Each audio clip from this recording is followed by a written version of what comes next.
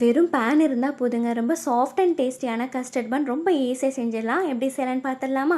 இது செய்கிறதுக்கு first east activate பண்ணிக்கலாம். 3/4 கப் அளவுக்கு வெதுவெதுப்பான பாலில் 1 டேபிள் ஸ்பூன் அளவுக்கு சுகர் சேர்த்து கரைஞ்சதுமே 1 ஸ்பூன் அளவுக்கு ஈஸ்ட்டு சேர்த்துட்டு நல்லா மிக்ஸ் பண்ணிக்கோங்க.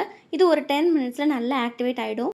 இப்போ ஒரு மிக்சிங் பவுலில் 1 கப் அளவுக்கு மைதா எடுத்துகிட்டு அதில் ஆக்டிவேட் ஆன ஈஸ்ட்டையும் கொஞ்சம் கொஞ்சமாக சேர்த்துட்டு ஒரு 5 மினிட்ஸ்க்கு நல்லா பிசைஞ்சு எடுத்துக்கோங்க.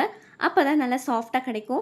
இப்போ இது மேலே ஆயில் சேர்த்துட்டு ஒரு 1 ஹவருக்கு அப்படியே ஊற விட்டுடுங்க. கஸ்டர்ட் மிக்ஸ் செய்கிறதுக்கு ஒரு பேனில் 1/2 கப் அளவுக்கு பால் சேர்த்து சூடானதுமே 1 டேபிள் ஸ்பூன் அளவுக்கு சுகர் சேர்த்துட்டு நல்லா கரைஞ்சதும் 3 ஸ்பூன் அளவுக்கு கஸ்டர்ட் பவுடர் சேர்த்துக்கோங்க. இது ஹோம்மேட் கஸ்டர்ட் பவுடர். இதனோட ரெசிபி என்னோட சேனலில் இருக்குது, செக் பண்ணிக்கோங்க. இந்த கன்சிஸ்டன்சி வந்ததுமே ஸ்டவ் ஆஃப் பண்ணிவிடுங்க. அவ்வளோதான். பேட்டர் நல்லா ஊறி டபுள் சைஸ் வந்துடுச்சுங்க. இப்போ இது உங்களுக்கு வேணுங்கிற சைஸில் கட் பண்ணிவிட்டு இந்த மாதிரி ஷேப் பண்ணி உள்ள கஸ்டர்ட் மிக்ஸ் வச்சு க்ளோஸ் பண்ணிவிட்டு இந்த மாதிரி சீல் பண்ணிக்கோங்க. அகெயின் ஒரு 10 மினிட்ஸ் ஊற விட்டுடுங்க. இப்போ ஒரு பேனில் கொஞ்சம் போல் ஆயில் சேர்த்துட்டு வெறும் 5 மினிட்ஸ்க்கு லோ ஃப்ளேமில் வச்சுட்டு குக் பண்ணி எடுத்தீங்கன்னா பர்ஃபெக்டாக ரெடி ஆகிடுங்க. பன் அவ்வளோ சாஃப்டாக இருக்கும். உள்ளுக்குள்ளே அந்த கஸ்டர்ட் அப்படியே மெல்ட் ஆகி வரப்போ அவ்வளோ டேஸ்ட்டாக இருக்குங்க. ஸோ நீங்களும் இந்த ரெசிபி ட்ரை பண்ணிவிட்டு எனக்கு கமெண்ட் பண்ணுங்கள். அப்கமிங் வீடியோஸை மிஸ் பண்ணாமல் பார்க்குறதுக்கு சேனலை சப்ஸ்கிரைப் பண்ணிக்கோங்க. பாய்.